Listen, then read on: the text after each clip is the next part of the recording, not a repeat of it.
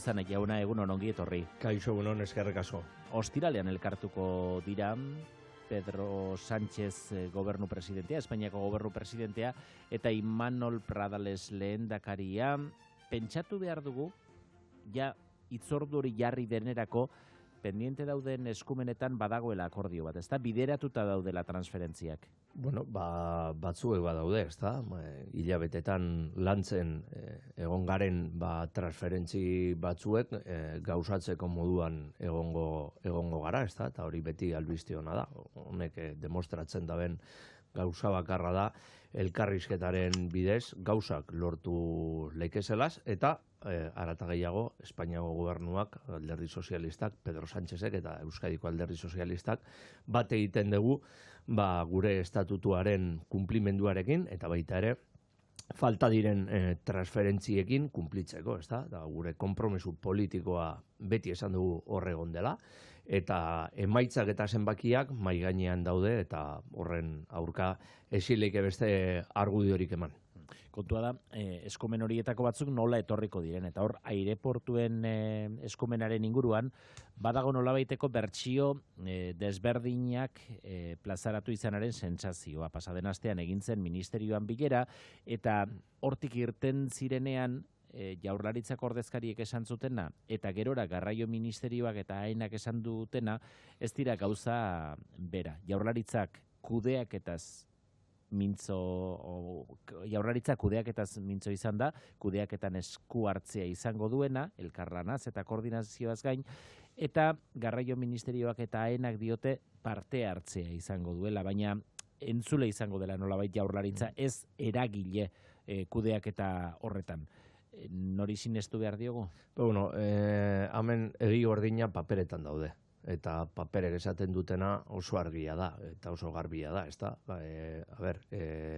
Ezileike eragile izan, baizik eta, hor koordinazio lanetan bakoitzak dituen eskumenen barruan, hor tarte eukiko degula, informazioa eukiteko eta gauza batzuek koordinatzeko, ezta? Baina hemen, eragilea beti haena izango da, ezta? Beren esku dagoelako, beste gauza bada, eragileen artean eta instituzioen artean elkarlana posible izatea, bakoitzat dituen eskumenen artean, gauzak hobetzeko aukera izateko. Hemen gauzia da, batzuek askotan gehiegi aurrerazten dituztela albiste batzuk eta gero hori negoziak etzeke egoten dela, ezta? Eta bateon batek gai honen edo gai hauen inguruan espektatiba sortzen baditu eta gero hori gauzatzen ez bada, frustrazioa ailegatzen dela, baina hori ez da negoziatzen dagon beste aldeko errua, baizik eta albiste hori ematen duenaren errua, ez da? Eta beraz, iruditzen zaizu Jaurlaritza urrutitxo joan dela esaterakoan kudeaketan parte hartuko duela?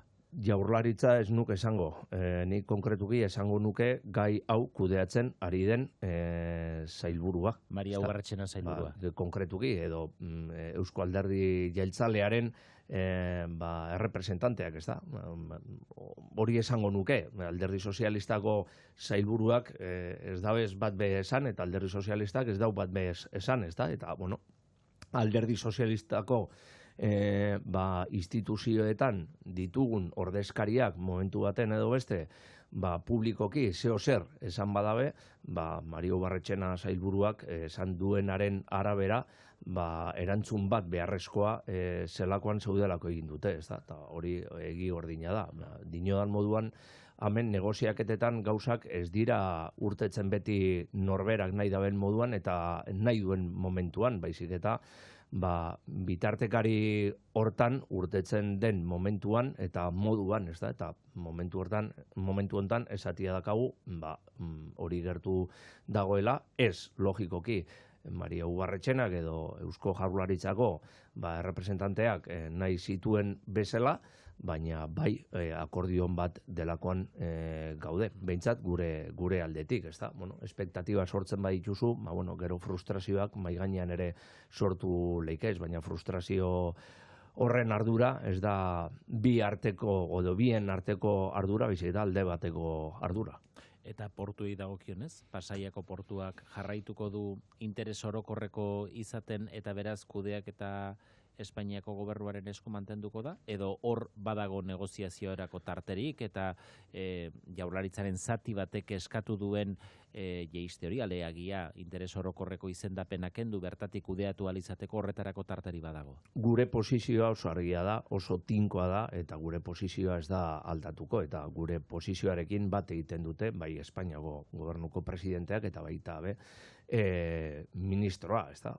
Beraz, gure posizioa oso sendoa da, eta gainera, gure konpromesua da, lehendakaritzatik eta baita ere gure gobernu akordioan sinatu ditugun gauzekin bat egitea, eta hor proiektu batzuk daude Pasaiako portuaren inguruan, eta gu gauzatzeko aldekoak gara.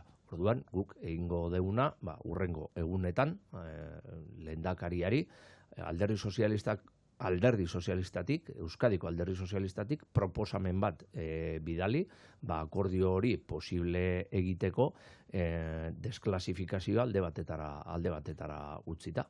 Uste, helburua, Pasaiako portuko kompetitibitatea hobetzea baldin bada, uste dokumentu horrekin hori beteko da, baina alde haundiarekin gainera. Lezoko portu lehorraz ari zara, ez da? Eta beste gauza batzuetaz ere, interkonektibitateaz, eta Pasaiako portuaren trafikoak gehitzeko oportunidadeaz, eta gauza askotaz. Hor gauza asko egin lekez, baina gogoratzia dakau askotan, Pasaiako portuaren kudeak eta askotan Eusko Alderdi Jeltzaleko representante batzuei entzun diegu kompetitibitatea ez dela ona, eta Pasaiako portua ez da hola behar den lekuan rankinean, gogoraztia dakagu Pasaiako portuko autoridadearen presidentea Eusko Alderdi Jeltzaleak nombratutako pertsona dela.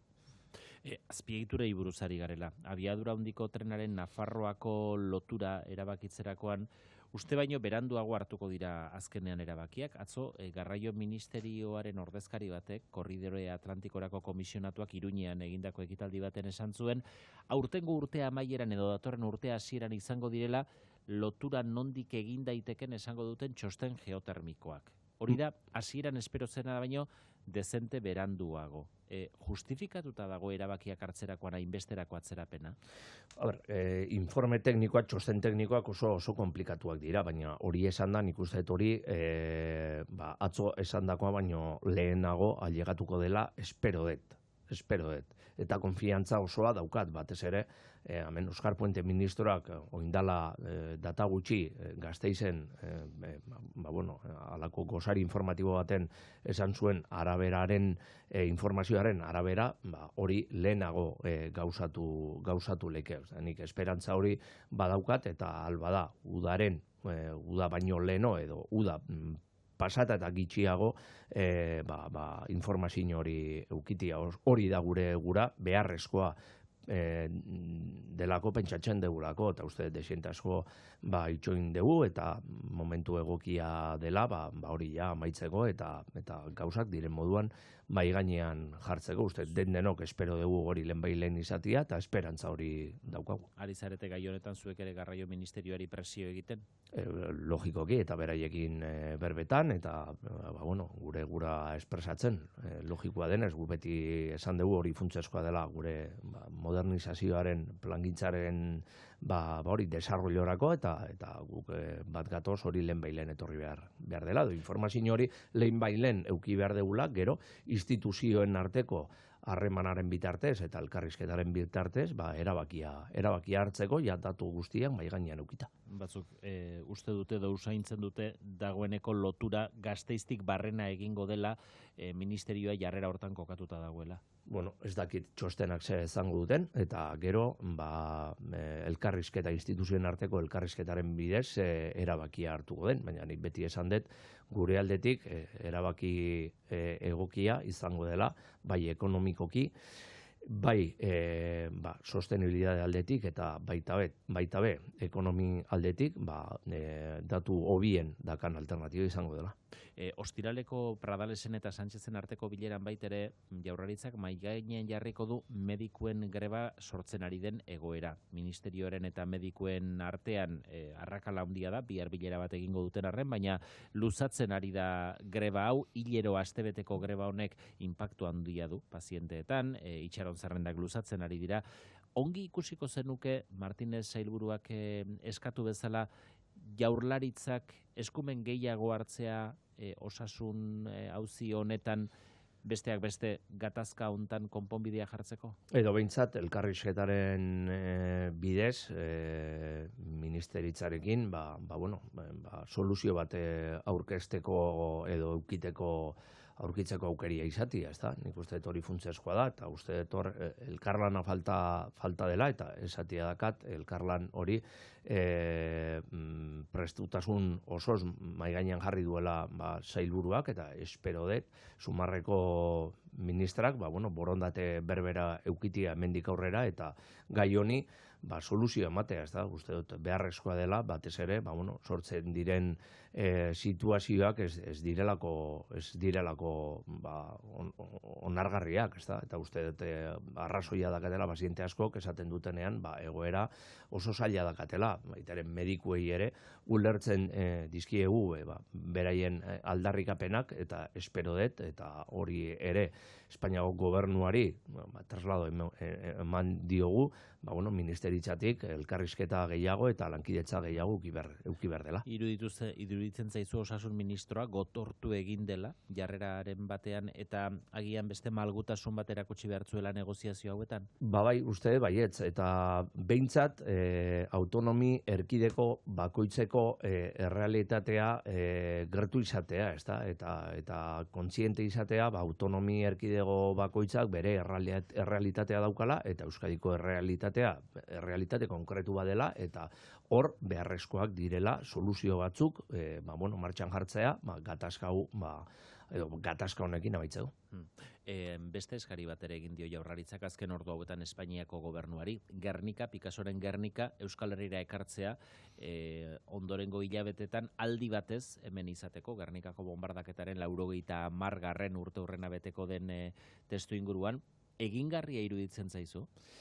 Gai honen inguruan egin diren txostenak Gernikaren egoeraren inguruan ez dira oso baikorrak, ez da? Batez ere, 35 urtetan kuadro hori ez delako muitu bere egoera ikusitza, ez da? Eta ez dut uste 35 urtetan egoera hori asko aldatu egin denik, eta txosten tekniko horiek esaten dute ez dela komenigarria kuadro hori mugitzea, ez dakitoin ze esango duten, txosten teknikoak onak baldin badira eta hori gauzatzeko arazorik ez badago, ongi etorria, ez da, baina uste dute txostenak ez dutela hori esango, batez ere, iraganean egindako txostenak ze esaten duten ikusitza. Korrikan ez parte hartzea erabaki duzu. Momenturen batean, korrika hasita gero birplanteatu duzu erabaki hori? Ez. Oso kontziente izan ginen erabaki hori hartu genuenean, eta hori ez dugu birplanteatu. Eta halako zer berriro ere gauzatzen bada, gure posizioa berbera izango. Uste, korrikaren inguruan erreflexio asko egin behar direla. Eta elkarrizketa eta elkarlan gehiago egin behar dute batzuek, korrikan ikusten ditugun gauza askorekin amaitzako. Zeri buruz ari zara? Ari zara Komisiones Obrerasen auziari buruz, presoen irudiei buruz? Gauza guztiei buruz, uste, eta malgarrisa dela Euskararen aldeko festa izan behartzen mugimendu bat, bihurtu denean bihurtzea, ez da? Eta azkenean, sindikatu bati boikota egitea eta betatzea ez dut uste Euskarari mesedea egitea denik, batez ere sindikatu hori Alderdi Sozialistak egiten duen moduan milaka langileen eskubideak defendatzen dituelako betori jartzea, ez da? Hori ez da onargarria, eta ez da onargarria ere gure posizioa kaleratu bezain pronto, gure sare sozialetan irakurri izan beharreko irainak eta mehatxuak. Eta ez da onargarrisa korrika bakoitzean presoen aldeko aldarrikapen politikoak eta erailtzaileen aldeko aldarrikapenak ikustea. Hori tamalgarrisa da eta berrio dinot. Euskarari ez dio inungo mesederik egiten. Gauzia da, herrialde hontan batzuek Euskara bere ganatu egiten dutela eta bere propiedade esklusiboa moduan sentitzen dutela. Eta bada garaia, jakiteko ederki asko euskara guztiona dela, ez dela bakarrik beraiena. Eta beraz, askatasunez bizitzeko aukeria eta posibilidade uste dut beharrezkoa dela eta batzuek bere jarrerak alde batetara lagatzia eskatzen dut berrio dinot. Euskarari mesede gitxi egiten diote. Korrikan hala ere bai parte hartuko dute zenbait alkate sozialistek, Zumarraga, Eibar, Irungo alkatek parte hartuko dute. Koherentea da erabaki hori? Oso koherentea. Guk gure alkateak eta gure alkatesak ez dira bakarrik Euskadiko alderdi sozialistari bozkatzen diotenen alkateak edo alkatesak. Herri guztien edo herritar guztien alkate eta alkatesak dira. Eta beraz, errepresentazio instituzionaleko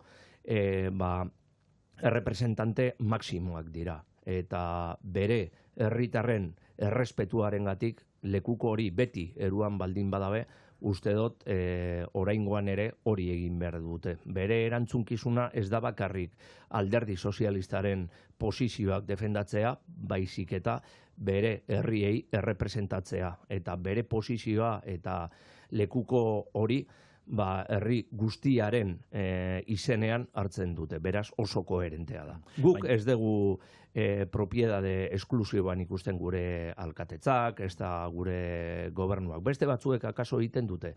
Eta alkatetzetara llegatzen direnean, bakarrik beraiendako, eurendako gobernatzen dute, baina guk biztale guztiendako gobernatzen dugu. Baina aldiz gaur esate baterako Donostien Jaurlaritzako 5 sailburuk hartuko dute lekukoa, Jaurlaritzako 5 sailburu jeltzalek, baina aldiz sozialistek ez? Bai, baina alkate batek edo alkatesa batek bere herriaren representante maksimoa da. Eta uste dut, sailburuk ez parte hartzia hori koherentea da. Beraiek ez direlako lekuko hori lehendakariak hartu beharko luke, ez beste sailburuek, eta, kasu hontan, alkateak eta alkatesak dira herri hoietako errepresentante maksimoak. Beraz, oso koherentea da gure posizioa.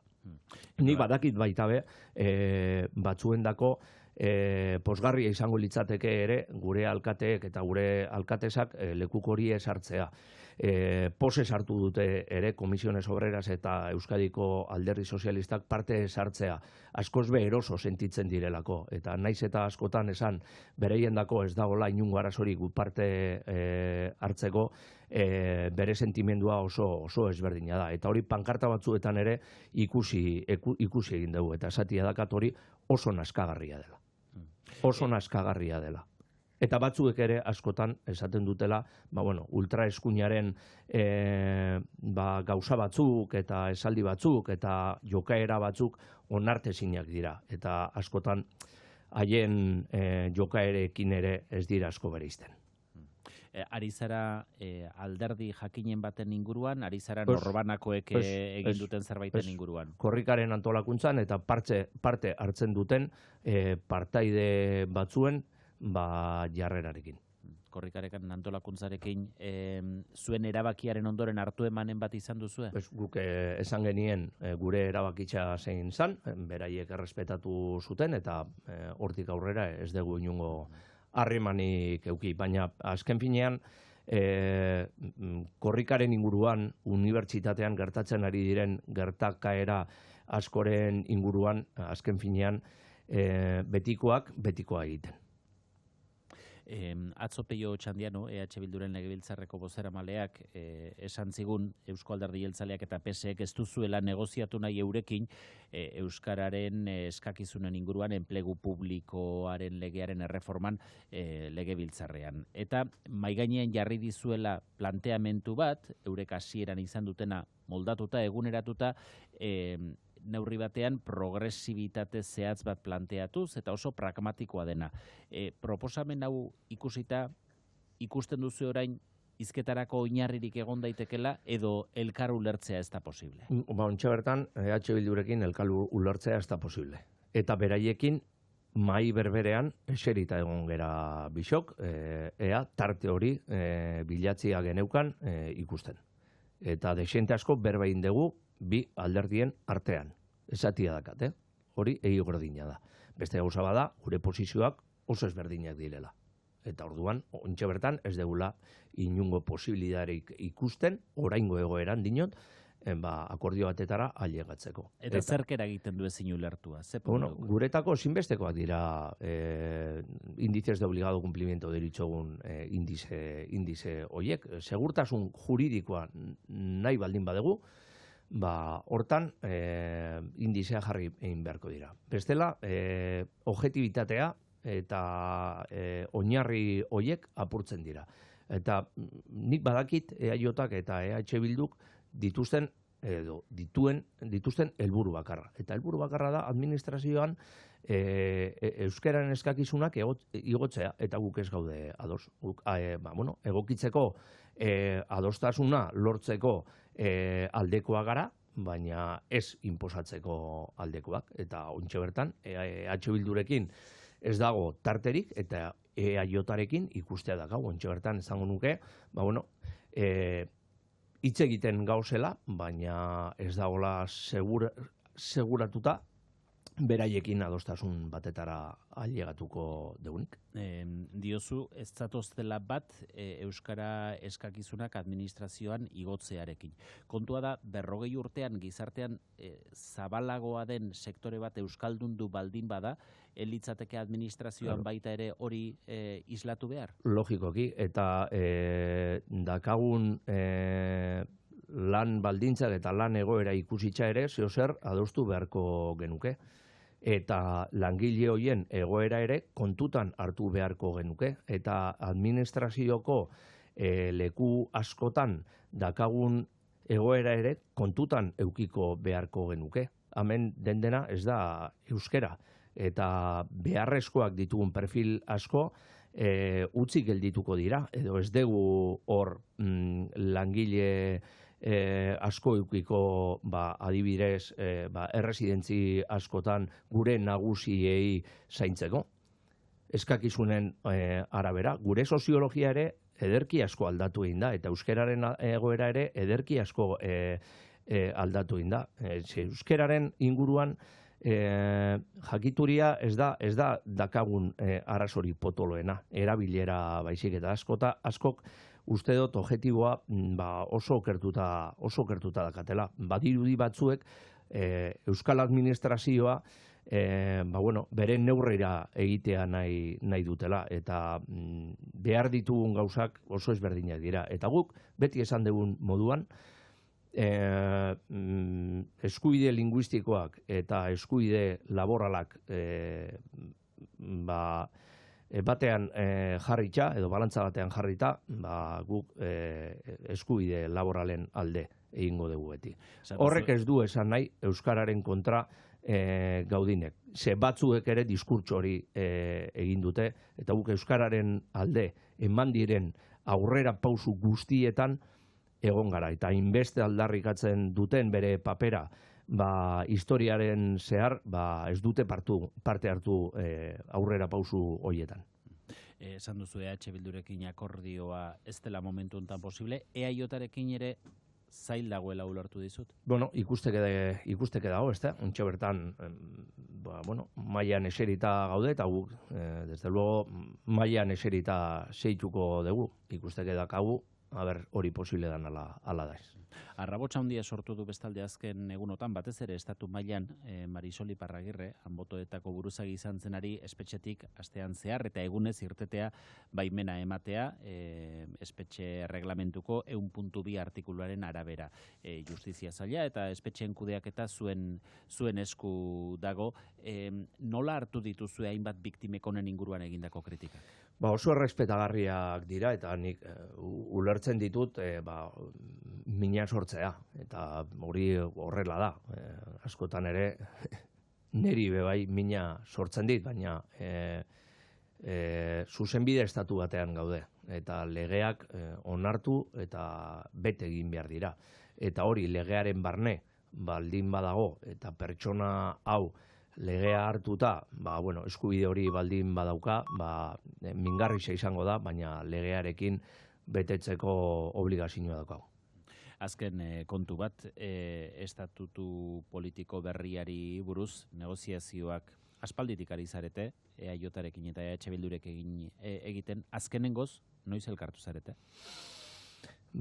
Diskrezio handiezen ematen ditugu elkarrizketak eta ontxe bertan tresna teknologikoak ikusitza askotan ez da beharrezkoa elkartzea eta azkeneko konversazioa atzogabean euki genuen. Beraz, telematikoki... Mesuen bidez. Mesuen bidez. Bai, askotan dokumentuak eta gauzak mesuen bidez ere partekatzen ditugu. Beraz, atzo gauean izan baldin bazenuten azkenengo kontaktua, aurre ikus daiteke epe laburrean jakingo dugula akordiorik dagoen, edo gutxienez akordiorako oinarriri dagoen? Hor berbetan zeitzen dugu, eta berbetan zeituko dugu. Korapiloren bat askatu da? Beti korapiloak beti daude eta beti korapiloak askatzen dira. Danetari dago. Eneko handu eza, peseren idazkari nagusia, korapilo horiek askatzen diren, edo korapilotuta segitzen ote duten zain geratuko gara. Eskerrik asko eta hurrengo arte. Zuei egunon.